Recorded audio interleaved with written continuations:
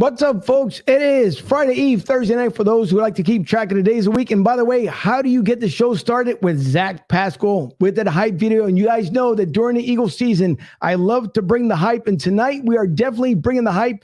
Full house tonight as everybody's back. And even the Godfather is back from being on assignment on Tuesday. Got his assignment done. What is it? I don't know. Maybe he'll reveal it when he comes on here.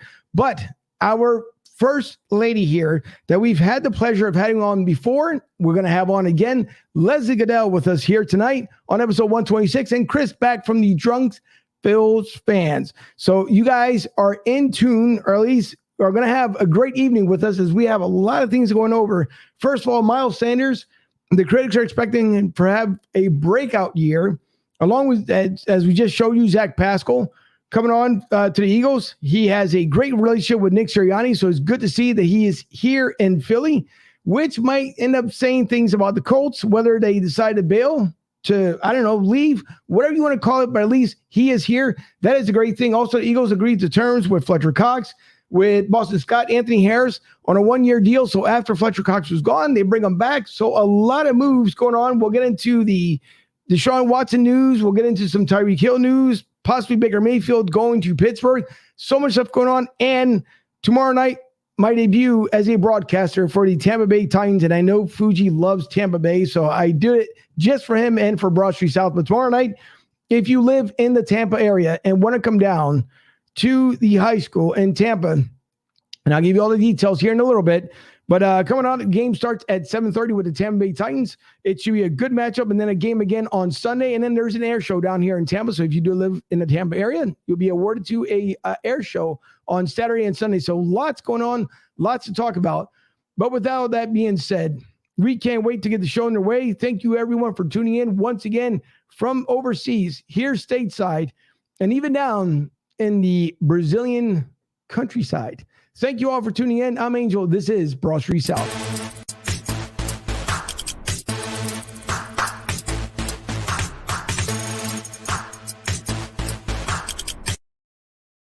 It's usually Gene the Dancing Machine. I don't know what I want to call him tonight, but nevertheless, it's always Mike Fuji, also known as the Godfather.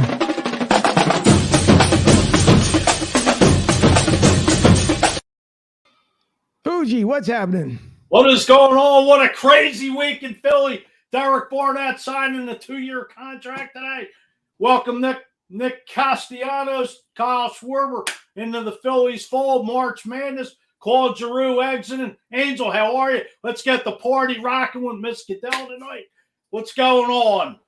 No, listen, other than a rainy day, just like it is down here live in the LG Direct Sales Solutions Studios, as it was in Philly today, from what I understand, it was, I don't want to say it's a monsoon, but it was supposed to have been, but thankfully it wasn't. But, nice weather still overall, so I can't complain too much. And for those also who want to call in, the PhillySportsTrips.com hotline is open at 813-553-1130. Once again, 813-553-1130. But listen, it's going to be a fun time to talk to Leslie. And I don't want to waste too much more time to make sure we get the rest of the folks in here. The national correspondent, also known as the ring chaser by Fuji. Not by me, but by Fuji. It is Ryan Neff. Welcome, Ryan, what's going on? A lot to talk about. Eagles, Phillies in full swing now. Got to talk about the Flyers, too, with Giroux leaving. Lot to talk about in Philly sports this week. They're busy. Yep, it is extremely busy. And here as well from the Drunk Phil's Fans, you guys, you saw him on Tuesday night for his debut. Back again tonight with us. It is Chris. Chris, how are you this evening? What's up, guys? How you doing? At least the Phillies didn't lose today. That's the, Hoskins hit a homer and Nola gave up 2, but we didn't lose. No, that's a good thing. Chris. Thanks for coming on. Sure. That is definitely a good thing. I see the comments already coming in, but as I do the normal introduction with everyone else, and I'll do the same for Leslie Gudel. You guys know her. You guys love her from her days from Comcast Sportsnet. Going back, and I did try to get a good friend to come on with us tonight. He's a little busy, and I'll let her know exactly who I reached out to. But if you guys want to follow Leslie, as we've done for many, many years, we continue to follow her right there on Twitter, as you guys can see, at Leslie Gudel. Gudel. So with that being said, let us bring on the guest of the evening. It is Leslie. How are you this evening? And thank you for coming back on the show. Hi, guys. Thanks for having me back. I got to say something before I forget. Ryan, has anybody ever told you look like Mike Mayock? Oh my God! That's the first I've ever heard of that one. Really? Did you Wow. see that? Okay. Well, I just saw it for whatever reason. I just saw a picture of Mike somewhere on the news today. And anyway, I was looking around with the beard, of course. A little Yeah. different. I could see that. Yeah, resemblance definitely. Yeah, move the hair from here up to here, and All well, right. I just don't have the accent. yeah, Hey, he's a local guy, right? I think from Delaware County, I believe. yeah. Mhm. Thanks for coming on, Leslie. We Of appreciate course, your of course. time. Thanks for having me, guys.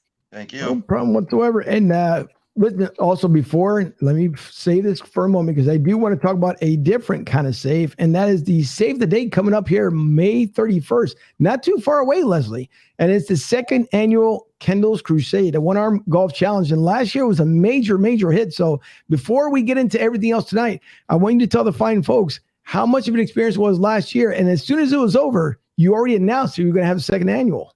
Yeah, so my daughter leaves for college. It's named after Kendall because Kendall's the one with the AVM in her brain. It's a vascular malformation that caused her to have a stroke when she was 10. And Kendall doesn't have use of her left hand.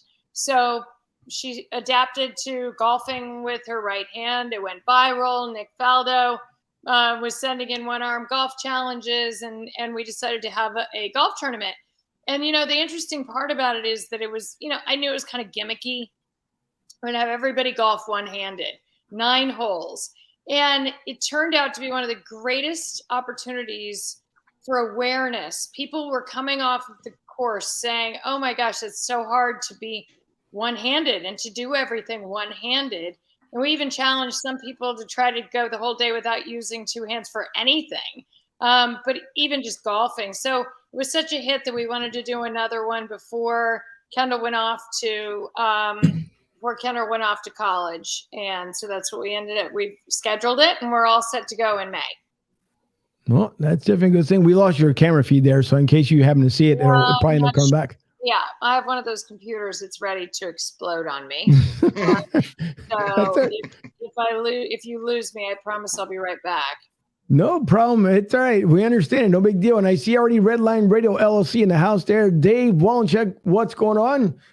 Sorry I missed the show on Sunday, but you guys, I did see the replay. Great show there with Adam Bittner on Sunday. So good job by you guys. Joey B always, Fuji, Angel, Nev, Chris, and with Debbie in the other room, of course, and over at Studio B. So we always enjoy the fellas coming back here. But so some interesting news, obviously, out of the Eagles camp where apparently Nick Sirianni wanted Zach Pascal to be here. And there's a clip that I have about Zach and then during his press conference, it sounded like he was really excited when Nick had reached out to him and said, hey, how about coming down to Philly? Which obviously he did.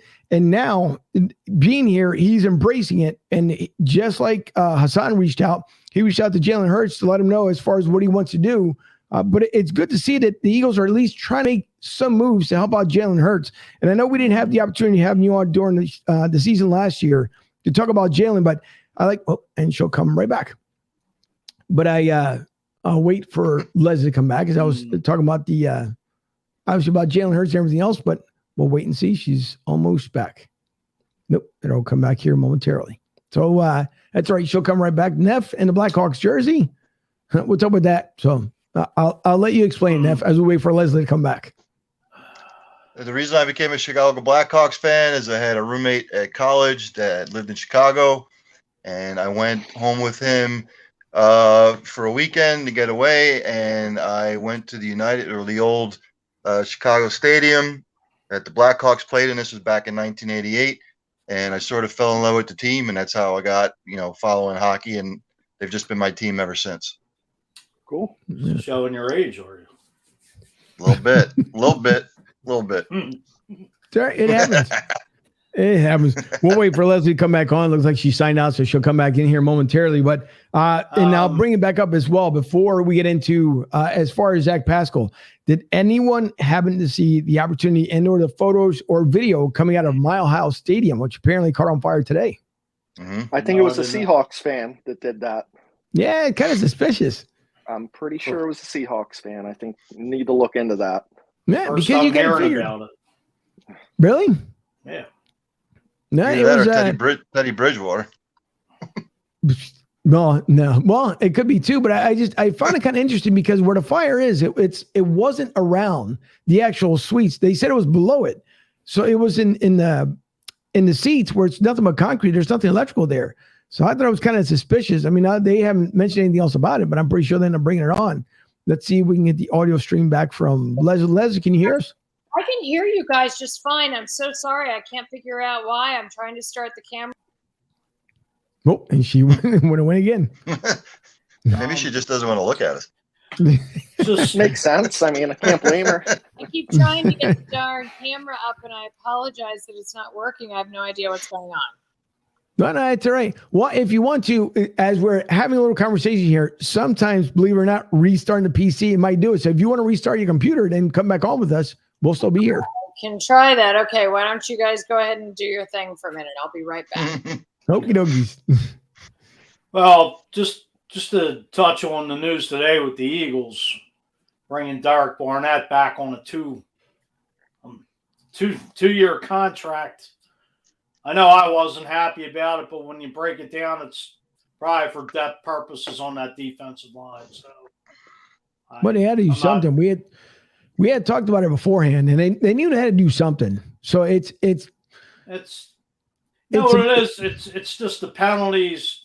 8 times offsides last year and 2 sacks, which to me really you shouldn't be back. But I believe in the Eagles really don't have much money to play with. They don't. They locked up their own guys, so plus bringing in Hassan Reddick. But it's just very disappointing that Howie didn't go out and bring in a top flight receiver. Because to me, Jalen Hurts isn't getting the support that he needs. I mean, all right, Zach Pascal, nice slot receiver, but Juju Smith, I'd go after Jarvis Landry. I mean, the rumor is now Devontae Parker, which was reported today, could fit under the cap with his salary for the next 2 years. So that would be a nice additional piece for Jalen Hurts. But I think the Eagles are just going to go out and draft a quarterback this year. I mean, I don't understand the Barnett signing either. He hasn't done anything since his rookie year, and you just talked about the penalties. Well, just like I said. Go ahead. Why not go after DK Metcalf? I mean, he's out there. Right. I mean, if they really want to make a splash and bring in a good – the guy's got 4.3 speed. The guy weighs like 230 pounds. He's 6'3".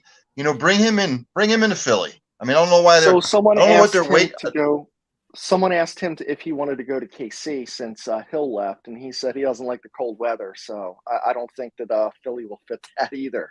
But he said that today. Well, there's also a rumor about him wanting to go to Green Bay as well. So as you squash that, it's null and void there pretty much. Well, then you're the only place you have 3 choices: Jacksonville, Tampa, Miami. I mean, if you're looking for someone, Las Vegas, Dome, yeah. I don't think anybody wants to go. Well, Jacksonville, I mean, they spent the most money in free agency so far. And that's because of Dougie P. So that's the reason why, as he's trying to rebuild it, which I still believe that I don't care who says what. To me, the Jaguars are still going to become and still end up in London. They're going to be the London Jaguars. No matter which way you look at it, it's going to end up being the London Jaguars. All right, let's see. We got Leslie back here. All right, it's round 2 with Leslie. Sorry, guys. Right, listen, no problem. It happens. It happens. So we, as we left off, we're talking about the Eagles here, and obviously for Zach Pascal coming back, or at least coming here, thanks to Nick Sirianni. He said the relationship that he had with Nick was really special, and Nick was really, during his press conference, that Nick gets on the guys as far as like where even to the point where he wants their toes pointed in direction, meaning of the play. So I thought it was kind of interesting that he had mentioned them because there was things that a lot of times you don't get to hear from different reporters. And obviously with everyone not being allowed back in the locker room, it makes it kind of hard doing the Zoom calls and everything else. This year, the Phillies are trying to change that, being the only team so far allowing, if you're vaccinated, I don't think you had to wear a mask, but I think if you were vaccinated, you're allowed to come back into the locker room.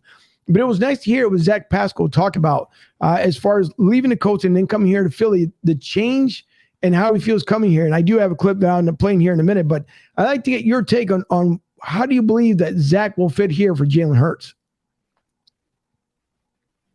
Are you waiting I'm sorry, you're talking to me. Yes, Leslie. Sorry. No problem. That is a very good question. I mean, this is where you're going to stump me. This is where I was saying to Mike, you're going to get me like on Eagles talk and not my strong suit right now. So I hate to go out on a limb and say anything that doesn't fit what any of my depth of knowledge at the moment. No. Listen, it's fine. It's no worries. Believe me. And I'm not looking for anything in depth because we know that the Eagles during the offseason, a lot of folks, including myself, because it's kind of hard as other teams and other things are rolling around. It makes it a little bit difficult to keep up with everything that happens, especially be down here in Tampa to get everything back home. It makes it even tougher a little bit. Right. No, what I would say is, I mean, the interesting part about somebody like Sirianni is, the difference in coaching styles. I think we're seeing really drastic differences in coaching styles everywhere across every sport, right? Where you have the old school guys, older guys who do things in ways that a lot of the younger guys are not doing them. That can work in their favor at times. And then other times you've got younger guys who maybe that new style isn't going to fit for everybody. So that's the part that I think is an X factor for anybody coming in. Is Sirianni's style going to work for them? And right.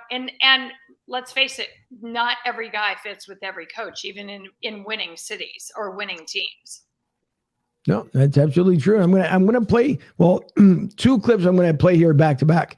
One is obviously him introducing himself here to the Philly fans, and then the other one as far as being here in Philly. So the first one that everyone's going to see here, thanks and courtesy to PhiladelphiaEagles.com, you guys will get to see his reaction originally when he signed the contract, and then about being here in Philly, part of this press conference. Hey, Philly fans, it's Zach Pascal. Excited to be in Philly, ready to get to work. Go Birds. No, I entered free agency, just trying to get better at my craft. Didn't know where I was going, where I wanted to go. But, hearing from Nick, talking to Nick, and just the conversations that we had, I'm excited to be here. I'm excited to be in Philly. I'm excited to get to work and, help this team in any way that I can. I think the funny part about that is, and you can see it's more being humble. It's not a whole lot of bragging. There's not a lot of boasting. It just seemed like he was humble to be called by Nick Sirianni and then brought to Philadelphia. So it's good to see that he's bringing a different culture that Doug once did to come in here and try to make people who want to play in Philly to be here in Philly. He gets it. Hassan Reddick gets it. Obviously, Hassan being right across the river there and coming from Camden and then coming back home, as he said it. When you come here to Philly, and we've talked about this before, we just had Bill Warner on not too long ago, as we spoke about that if you're coming to Philadelphia, you should know that the fans will get on you, but not because of the way the media likes to portray it outside of Philly. It's because we get on you because we know that you can do better. Jalen Hurts felt it. The Eagles, had been feeling it for years. Phillies especially now, because if they don't make that playoff push, as I talked about it with Chris on Tuesday, we know that if they don't make it there, it's going to get a lot harder for Philly fans to get more in touch with this team. So I'm glad that a lot of the guys that want to come here to Philadelphia understand the mentality, understand the work ethics, and the expectation from the fans. So you've been around. Just even listening to him, you can tell he knows what he's walking into. I mean, and back to what you said, like not even having to know too much about the inside, just having been around any of these guys, particularly when you're talking about the receiver quarterback combination, right? It's chemistry. It's how they relate to each other even before they step on the field. If you're okay with playing in Philadelphia and you understand that when fans get on you, you have to shake it off and just go out there and do better, then you're going to be fine. Not everybody's suited for that. How many guys have we seen leave town with their tail between their legs because they can't handle it? Ben Simmons. Exactly. Well, it's, as Brian Dawkins always said, you better bring your lunch pail because you got to be thick-skinned to play in this city. And the Phillies just picked up two guys who are totally that way, right? I mean, Carl Schwarber's agent is Kent Merker. You guys may remember Merck, who pitcher for the Braves and many other teams in his 17-year career. So he's Schwarber's agent. He said the other day, they are going to love Schwarber, and he's going to love playing in Philadelphia. that mentality is important when you come into this city. And I don't care if you're Zach Pascal, if you're Kyle Schwarber, whoever, if you don't have that kind of mentality coming into the city of Philadelphia, then you're not going to last here. I mean, could two better guys come into the Phillies than Schwarber and Castellanos? No. Like the attitude and the swagger. They've won before. They're winners, and they have some type of swagger about them. That's the thing. That's one of the things he wants, but he's hungry too, right? So I mean, we've seen that plenty of times where guys come here and they haven't won before and they're hungry too, and you see that. But yes, you're so right, Chris. It's very much the mentality fits perfectly for both of those guys. Yeah. Well, as Castellanos said, I don't have a college degree. I hit baseballs. I mean, that was beautiful. Could that be a more time. Philadelphia blue-collar statement? I mean, loved it. Amen to that. It's always dirty. It's all the same, Yeah. all the same thing. No, it's absolutely true. And I'm trying to find here where, and I'll have to bring it up as we go along. But as you brought up Ben Simmons, so Charlie Manuel was here last week with Philly Sports Trips, and we ended up having a great time with Charlie. I still have to put up the interview up there. It was about 37 minutes long. Great time with Charlie. It was fun to thank him for what he did for the organization. And it was, same thing, Chris was there as well. And it's funny when Chris and I were talking about it, when Charlie talks about himself, he never talks about himself like, it's never about me. It's always about the fans. It's always about the city. It's all about baseball. And it was great to hear him at the age of 78. He talks about himself like he's still trying out for this team. He's like, I told the Phillies I should be their batting coach. They should listen to me. And I'm thinking, Charlie, we're all listening to you. There's about 300 of us here listening to what you're saying. But what he said about Ben Simmons was absolute classic. We ended up getting a lot of people laughing. So if I get the opportunity, I end up uploading here so you can hear what was said about that. And I also find it interesting with Ben, once again, that now it's his lower back / spine, which means that they won't see him in New York, which also means to me, and I could be wrong, Leslie, but he does not want to be on this East Coast. He prefers to be on the West Coast. So I think the same shenanigans he did in Philly, he's going to do in New York to eventually get to where he wants to be. I don't think he's ever going to be anything again, ever. I don't know that he's ever amounted to much of anything. I mean, I've never been a fan. I don't like guys who play the way he does, though. Charlie Manuel, on the other hand, is one of those guys who had to listen to Phillies fans get on him. Remember when he first came to Philadelphia and how everyone beat the hell out of him because of his country bumpkin accent, right? And it didn't faze him. I mean, he's like, I am who I am. I'm going to go out and do my thing. And those are the guys who, maybe we don't see them for who they are up front because we judge, we're quick to judge, but Charlie just stayed the course and stuck it. He stuck it in there and just stayed, he just stayed true to who he was. And that is another thing I think Philly fans love, right? Is guys who stay true to who they are. And Charlie always did. Of course, winning helps. Going back when Ed Wade hired Charlie, I mean, Jim Leland was the popular pick among the fans. And, nobody wanted Charlie at that time. Just like you said, his laid-back approach. But, 2008, he, brought the Phillies a World Series, broke the 25-year drought of Philadelphia not winning anything. So, the guy knows baseball. He's a player's manager. He led the Phillies to one of the best runs in franchise history, and just an amazing man.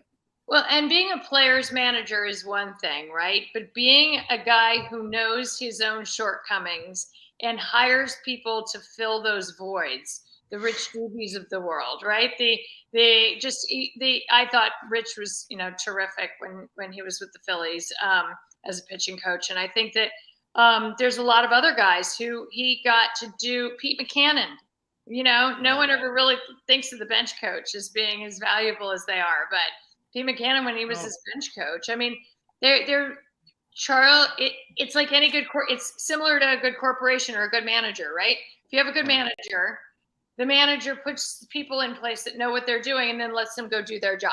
Charlie was very good at that when it came to hiring coaches and hiring, the people who would support him. And he did what he did best. And, that was manage players individually and know how to be a good manager for each guy. He didn't call guys out. He didn't humiliate them.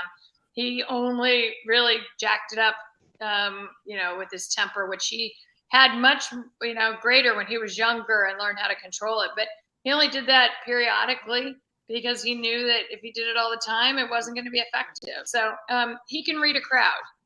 Oh, going back to 2008, he brought Jimmy Williams in as his bench coach who, had plenty of experience, and they brought Davey Lopes in to be the first base coach. So you talk about a lot of knowledge of old school baseball, to help that coaching staff to bring that World Series in 08. Yeah. Yep. Absolutely. He did. I got the clip here when Charlie was asked about Ben Simmons. Away. I didn't say nothing to him.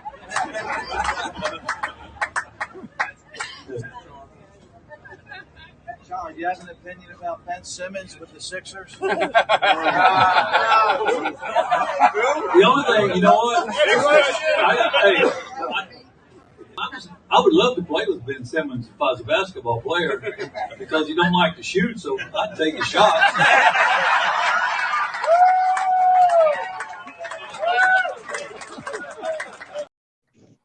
Charlie. It was a great question that was asked. Came out of nowhere because everybody was asking random questions and everything else, but it was good to hear. They also asked him about Howard Eskin, and people kept saying, no cameras, don't worry. You can say whatever you want to, Charlie. There's no cameras. And even though I did have my camera rolling because I was recording the entire interview, I didn't turn it off only because in Charlie fashion, he's never going to degrade anyone. And as much as he possibly could with Howard, but he had good words. He didn't curse him out or anything else like that. He had some good choice words for Howard Eskin, but it was fun when he heard about it. And then we get to hear the Jimmy Rollins story. And like I said, I'll have the video up completely.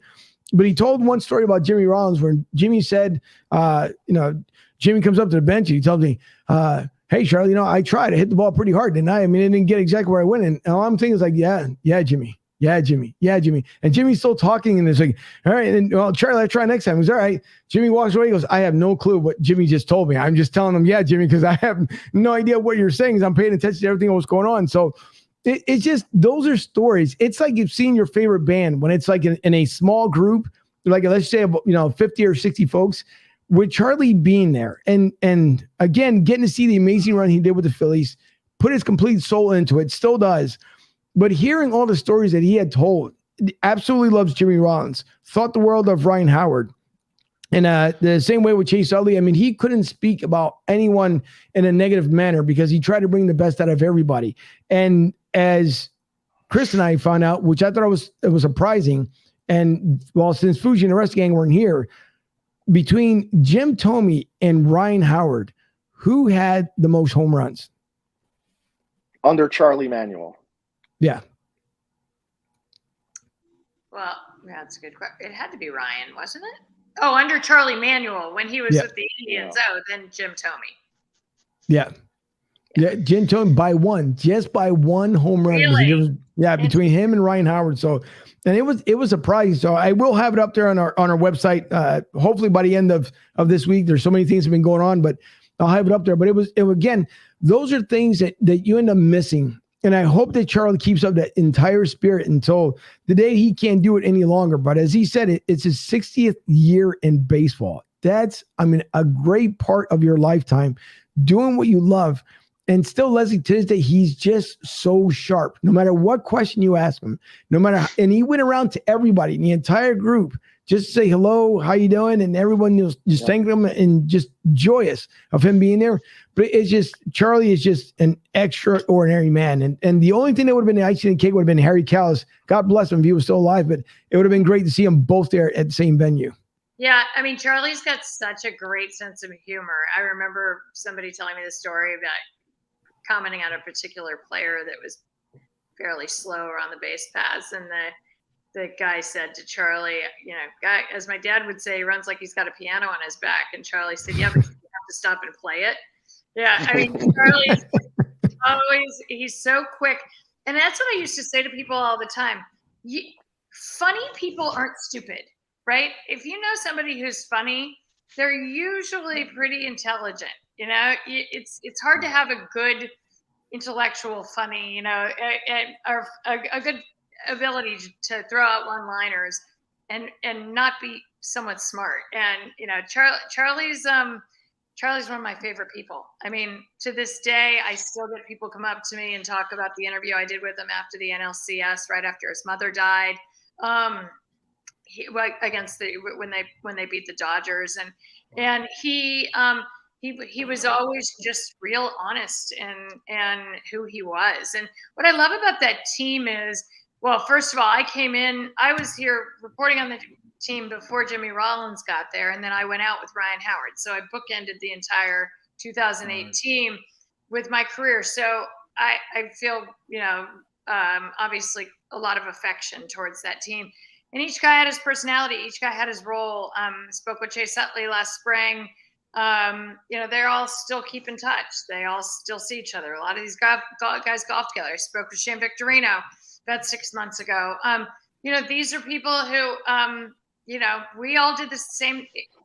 It kind of reminded me, we all did this together, the job together. I just, did something different. I was just on the other side, but it was just awesome to be able to be part of that whole run. And each person brought a personality to the table.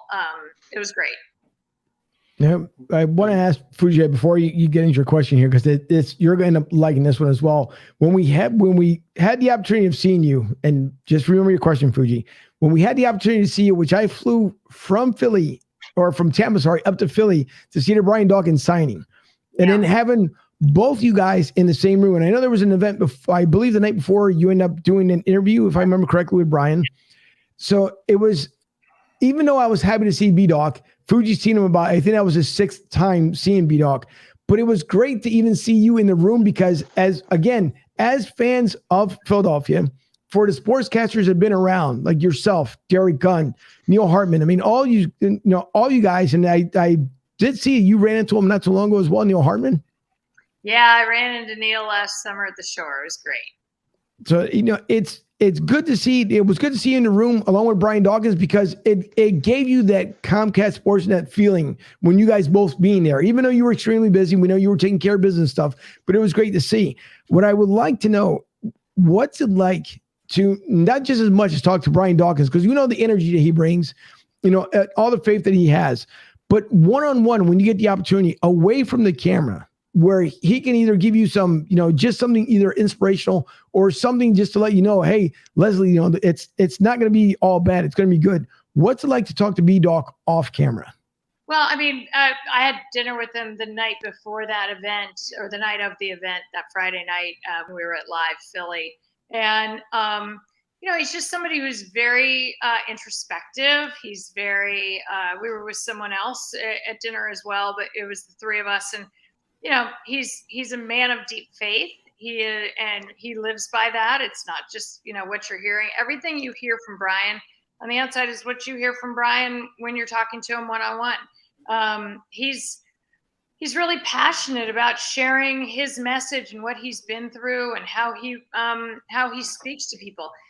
I think the most remarkable thing for me was watching 2 different people at that event. One the night before, under literally walked up to him and said, "You changed my life." And one of them the night before, the guy had said that he had been an alcoholic, and he heard Brian talk 10 years ago, and he said, "You know what? It was listening to you speak that made me want to change what I was doing with my life." And he had brought him a heartfelt card that he had written. I have no idea what it said, but it was clear that there was a real connection between Brian and that guy, because, Brian wanted to continue to help him in whatever way he could. And then the guy the next day who said, "When I met you several years ago and I heard you speak, you just, I was on a path to nowhere, and I've just changed my life around. I'm somebody now. I'm productive and doing really great in my job. And it was all because of what I heard you say." And I mean, imagine what that feeling is like, to know that you could impact individuals in that way. And that's the way Brian, when you talk, it's speaking to Brian is listening to what he has to say, because his his what he has to say is going to be insightful. Fuji? Is yours just to change shift gears a little? I did work for the Phillies as a game day employee for 16 years, so I had a taste of the World Series myself, along with you, Leslie, and all those guys. But just as you were saying with Brian Dawkins, it's not just a rah-rah guy on the field. I mean, I had the privilege to go to Canton when he retired in 2018 in the Hall of Fame. And if you really watch his speech, as you said, the man went through a lot. He talked about suicide, which I could actually say I tried that myself a long time ago. And I just find Brian Dawkins to be, as I said, not just the guy on the field, but the guy off the field. The guy just brings a beautiful message. Just I talked to him, very docile, very down to earth, and a lot of people can learn a lot from Brian Dawkins. If you could put Brian Dawkins in the world, and a lot of people, the world would be a better place. And I'm not trying to exaggerate, because the man is so positive. The man has been to hell and back. Just saying. He humanizes it, Mike. I think what he does is he makes you not feel like, you're alone. And I think that's what you're seeing a lot of other athletes start to come forward and talk about that, about how they just really feel strongly about sharing their mental health issues or their personal tragedies or things along those lines. It makes them real, right? I mean, have you ever heard a guy talk about the troubles that he's having off the field or court, besides Ben Simmons, that you really felt compassion for and felt, it makes it a little bit harder to not so much criticize somebody when they don't play well, but it makes you watch what you say, because I mean, I have a son who's been raised a Phillies fan, and he went at this Phillies player last year. He's such a Philadelphia fan, and he's standing up at a game and he's yelling stuff. And I said, knock it off. And he's like, why? He sucks or something like that. And I said, because he knows he's not playing well, or he knows he's not. And I just feel like we take it to such an extreme sometimes where, we think that these guys don't care. They're human too, right? And that's really hard for people to accept or want to hear, because in some cases they're making millions, but it doesn't mean they don't have their share of struggles as well. Well, true, especially today with social media. Yes. 20, 30 years ago, you didn't have Facebook, you didn't have Twitter or Instagram. Yeah. Everybody's under the spotlight. All it takes is somebody to pull a camera out and you're at the wrong place at the wrong time. Like, look at a lot of these athletes that have gotten in trouble either saying something or, domestic violence, or being, Plaxico Barrett shooting himself years ago. Just, wrong timing. Yep. No, I know. And social media, I actually feel I've gotten to the point now where I feel sorry for people who sit on social media and just constantly blast people. I just think I'm going to get all weird and sappy here, but I kind of believe that if there's one common denominator between everybody in this world, that we all want to be happy. And if someone's not, I always wonder, like, what is it that got them off track? And I actually kind of feel bad for people. And it kind of just allows me to pass it on and not carry it, because it can be really ugly out there. Well, it can be. It can be, Chris. I'm going to let you come in here in a second, but it's absolutely true. And you got to feel bad, because even for you guys, just as you guys been broadcasters and reporters for years, and God forbid you say an opinion to someone and someone misinterprets it, but as long as they got that phone out there and they put it out with a whole different caption, it completely ruins you. And then you have to defend yourself, which makes absolutely no sense whatsoever. Yeah. I mean, I don't know, Angel, if it's just that I've been fortunate, but maybe it's just the way, if you read back through all of my Twitter feed, I don't tend to be real controversial. I don't tend to. So I grew up at a time in the business when I was taught that I was a messenger in your home, delivering the news. It wasn't about my opinion. Right. And the way things have changed is that it's all fixed now. right? And so there's a drive to be more opinionated. I just never felt that it was so ingrained in me that I was only a messenger, that I always just tried my hardest, and always have, to just bring that message to whoever it is I'm delivering it to. TV, social media, whatever the case may be. So I've always managed. I haven't had the struggles that some people have had on social media because of that. Of course, there's an errant, crappy message, tweet or something here or there. And I've taken on a couple of people just because it was entertaining, but it wasn't, it's not something that I had to deal with, but I see a lot of people that have to. Right. Chris? Yeah, no, I just was kind of thinking about when we were talking about coaches and different fields, and I'm just thinking about Charlie Manuel is on one end, right? He was more of not a player's player, but he was also someone who was more, maybe not analytically, or analytics weren't coming out yet. And then we swung the pendulum all the other way to Gabe Kapler. Where do we think Joe fits in? Is he a little bit in the middle there, or, and that's part one to the question. And part two is, where do we feel like the younger players, do they want to be coddled more? Is there a difference to that? And do the Phillies now have more old school players that don't need or want that? Nick and Bryce and Kyle, they're not about that, I feel, but I'm not, I don't know.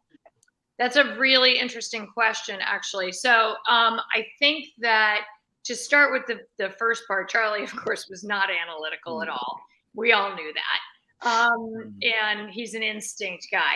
The pendulum swung all the way to the other side. And I can tell you, I have a lot of different friends that, I covered in the 90s who are, guys my age. And I have discussions with them. I have some ongoing text strings with some guys who are retired major leaguers. And, they're old school. And I think we've all kind of agreed that the pendulum is going to swing back and find its place in the middle somewhere. It usually does, right? I mean, we see things go to one extreme and then it kind of comes back and settles in. It doesn't ever go entirely away. Analytics is not going away.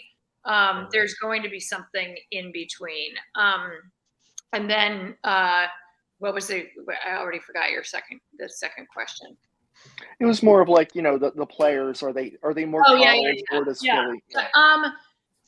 So I think you're right. I think that we are looking at a Phillies team that doesn't have a lot of that, right? I think it's going to be very cool to watch. And as far as Joe Girardi is concerned, so I'm a big Joe Girardi fan. I was a huge proponent of them hiring him. Then I found myself being a little bit disappointed because I just think I started to think, the National League, he's a better coach than the American League, right? Like I liked him managing the Yankees. I didn't like him managing the Phillies last year. I think that we're going to see a little bit of both this year. And I love that now that they have the DH, what's going to happen? And how is that going to change the way Girardi manages? I'm really encouraged, because that's how I start every year. I'm really encouraged with the idea that Girardi we're going to see Girardi shine as a manager more this year, because remember, those guys, he grew up playing the old school style, right? That we all love. They've all had to buy into it. I mean, just talk to Ruben tomorrow. You guys talked to him. I mean, Ruben was like, analytics, social media. And now Ruben's like, I'm all in. And you have to evolve or you get left in the dust. I say this to people my age who aren't doing broadcasting or journalism anymore. They go, oh, the good old days. I'm like, the good old days, they're behind us. Like, you either adjust or just, you're out. And if you don't want to buy into some of it, and you don't want to be open-minded enough to learn from a younger generation that's going to have something to teach you, then, how can you ever grow? So I do believe that there's a place for it. I do believe that Joe Girardi is trying to embrace it. I would like to think that we see him settle in a little bit this year, Chris, and there's going to be a real happy. The pendulum's going to find the middle for Girardi too. Yeah. Do you feel that the 93 and 20, this year's team, is there a new Macho Row basically? And I just kind of feel like that bravado is back. that in '08, Jimmy brought it when he said, we're going to be the team to beat with the Mets in '07, and eventually we were. But I feel like there's something special going on now. Right. I mean, I can see where you would draw the comparison to the '93 team for sure, because it's got that. I mean, we're seeing, especially with these two signings and with Harper's mentality, we're seeing that, right? We're seeing a little bit more of, I don't give a shit, right? Yeah. The rest Right. of the league thinks, Exactly. come beat us. And that attitude is going to bode well for this team. Pitching is always, pitching is going to be a difference maker, as it is all the time, but they're going to score a lot of runs. Schwarber, I think, is going to hit so great in this ballpark. And then if Didi Gregorius is healthy, I think that's a big deal too with your defense. And there's just some factors that we want to really see come together this year that need to be smoothed out. Yeah, I just read that Bohm is possibly either moving down or on the trade market, and I don't disagree. I think Camargo should get a shot, maybe Gregorius at third and Stott at short. I mean, we had Stocker in '93, right? So a young guy can do it.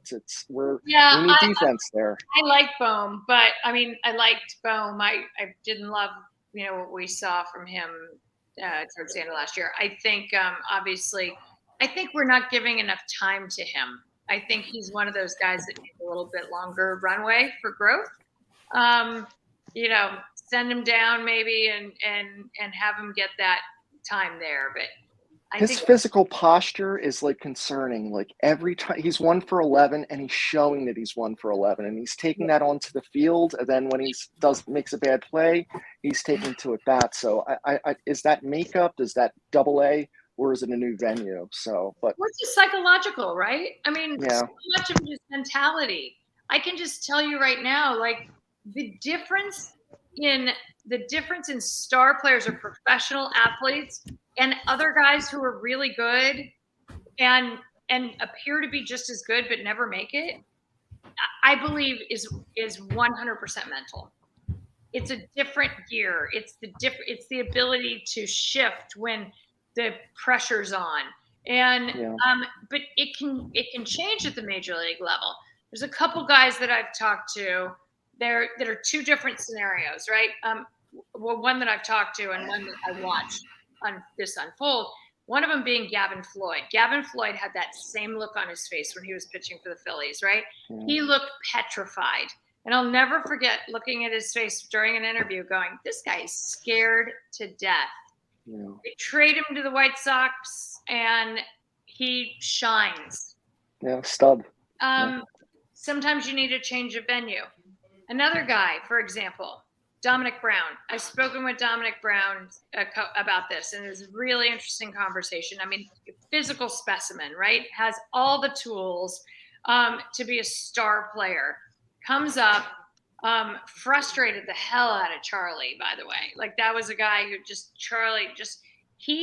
Dom had been told his entire life how great he was. He never had to actually work harder to overcome anything because he was always the best, the strongest. And so by the time he got to the big leagues, Dom had actually gotten to the point where he was hitting some adversity and didn't know how to handle it.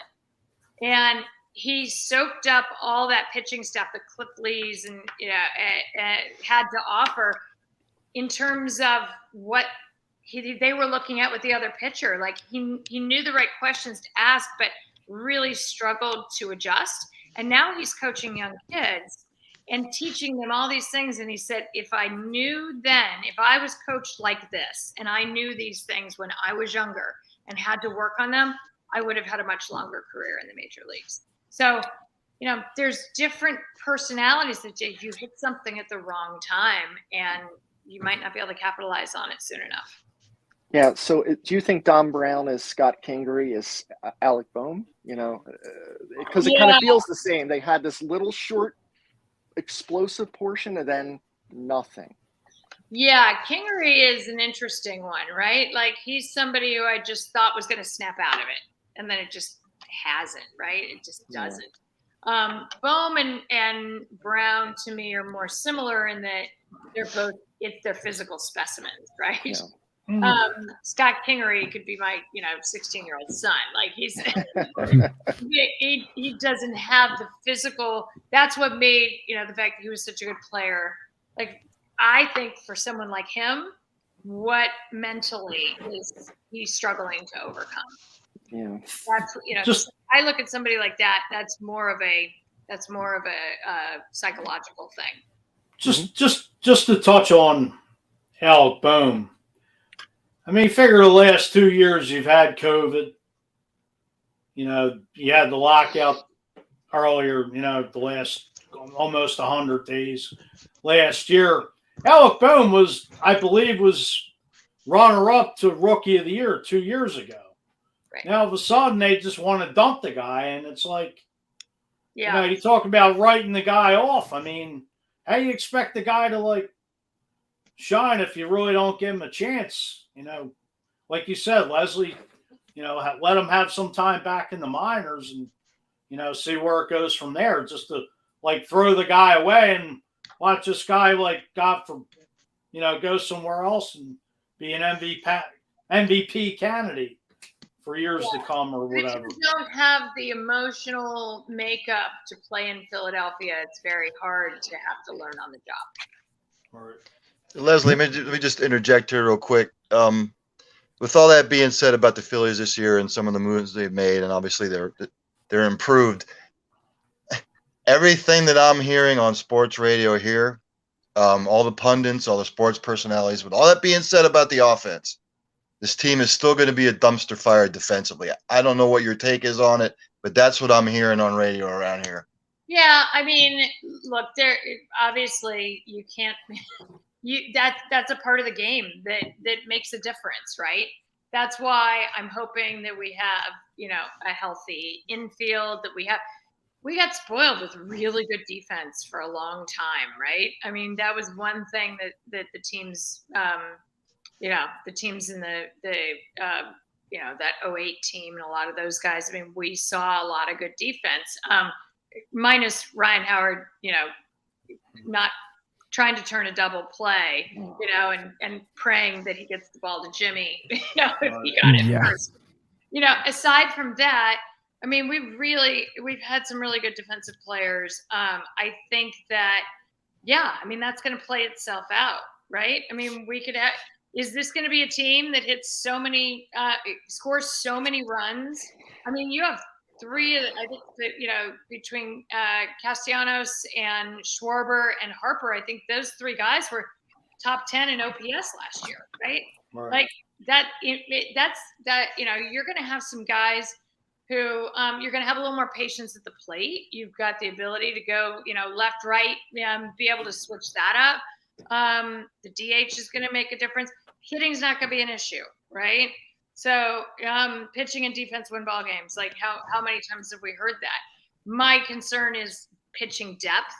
My concern is always the bullpen. Hector Neris, my son used to call him Heart Attack Hector. Thank God we don't have to. That was stressful every time, right? So what are we going to see this year from the bullpen that they've put together? So I think it's going to be very interesting to see, because the biggest problem that this team has had in the past is pitching depth. And after guys have gone down, they haven't had guys who can come up and fill the void. So depth is always my concern with this pitching staff. That seems. Go ahead, Poochie. I was going to say that seems to be the issue, because they haven't drafted well over the years. Talk about having one of the worst farm systems in baseball. You got to go out and spend $100 million here or $80 million here, but you don't have guys to bring up. Mike Arbuckle was tremendous in his role as assistant GM under Ed Wade. Ed Wade was a far better GM than he ever got credit for. They revamped the minor league system. They did a tremendous job. I think Ruben doesn't get the credit that he deserves to. Now I'm biased because he's a very good friend of mine, but I just his issues when he became GM were a lot of health related. I mean, he'd be the first to tell you that trading away Cliff Lee wasn't his brightest move, but they had some good teams, and then they had injuries. So health is always a factor. It is always a factor. So that plays out in September, and it can make or break you. Well, I mean, if you want to go, I don't want to go back way to 1970s and 80, but I mean, you had Paul Owens and Dallas Green who knew talent. I mean, they could dip into their farm system. Go back to 1980, Marty Bystrom, Bob Walt. Yep. Guys that, everybody contributed. Keith Moreland, Lonnie Smith, guys they brought up to challenge Bob Boone, Greg Lazinski, the guys that were getting older. Yeah. It was a nice mix that Dallas Green put together. He knew he was in that conductor's chair, knew every right button to push. I know the players didn't like him, but hey, they finally got rid of the ghost of, baseball's past, and they won it in 1980. Yeah. And Dallas knew once he got to Chicago to pick up Ryan Sandberg as one of his first moves. So Ivan De Jesus for Larry Bell, and Ryan Sandberg was a throw-in. Yeah. No, it's funny because during the when Charlie's appearance, now you're talking about Dallas Green, I asked Charlie if he ever heard anyone comparing him to Dallas Green because of the run both managers had made. And it's funny how he said, I don't keep up with that stuff. I don't know. So if anyone never did, I have no idea. Which is, again, something that Charlie, because being humble the way he is, if someone did, he didn't worry about the comparison. He just worried about what he could possibly add to what Dallas Green did many years ago. But I know the last time we had you on, Leslie, and again, thanks and for everyone who's tuning in tonight. By the way, Leslie Gudel with us this evening. We do appreciate it. Fuji was on assignment on Tuesday, and this was the assignment. It was to have Leslie on, so that's why he wasn't on the show on Tuesday. At least I'll put it that way. But the last time we had you on, it wasn't that difficult to convince. I mean, it's not like he took the night off to try to get me on the show. Usually I come up with an excuse. The last time I'm almost certain, Fuji, if I remember correctly, I think I told him he was out in Alaska somewhere trying to get a lacrosse team put together when he got ill earlier this year. But so because I usually, if he takes the night off, I always make something interesting. That way everybody can be like, "Where's Fuji at?" Because usually that's the comments I end up getting after the show. But Angel just being a smart aleck. That's what. No, but speaking of, before I even get to that last thing, there's a picture that I want to show you that it's funny because TB12, which is a great friend, where is it? Because I want to find it here. I know I still have it somewhere. Hopefully it's not gone. But you love it. You want to go there, huh? Nah, you love it. Where is it? See, now I'm going to have to find it because I know it. No, here it is. So Fuji was excited about this particular thing here because his best friend was pointing to him, and he couldn't wait until he came back. So you can see Fuji already had his drink in hand, and Tom Brady pointed over to him because he loved the fact that Tom Brady came back. So I just want to put it out there. So I have a Tom Brady story for you. So when I did a couple of years of sideline, 3 years of sideline reporting for college football games for ABC Sports, and my first assignment, I had to fill in for Jack Arute with Brent Musburger and Gary Danielson. Scared to death, right? It was Michigan and Wisconsin. Tom Brady was the starting quarterback, but it was the first game they were platooning him because some guy named Drew Henson was supposed to be the rising star. And they had actually moved Brady from full-time starter to platooning him with Henson. Brady got knocked silly in the first quarter and went out with a concussion. But, I mean, I look back on that and I think, wow. I mean, look where we are now. All right. That's true. 6th round pick, 199. Who would have thought? I know. To me, I don't think obviously no one saw it. And in a gym like that, you may not. And again, of course, those of us in Philly, we're very fortunate. We saw round 2 like Rocky when it came to us being the Patriots, because you had to be the best. As always said, you got to beat the best. And that was great to see. Then, of course, being down here in Tampa, I got to see him do it down here, and not physically in the stadium, but you can. It's funny because there's not enough Bucs fans to fill a bar here locally. But they made the run. They win the Super Bowl.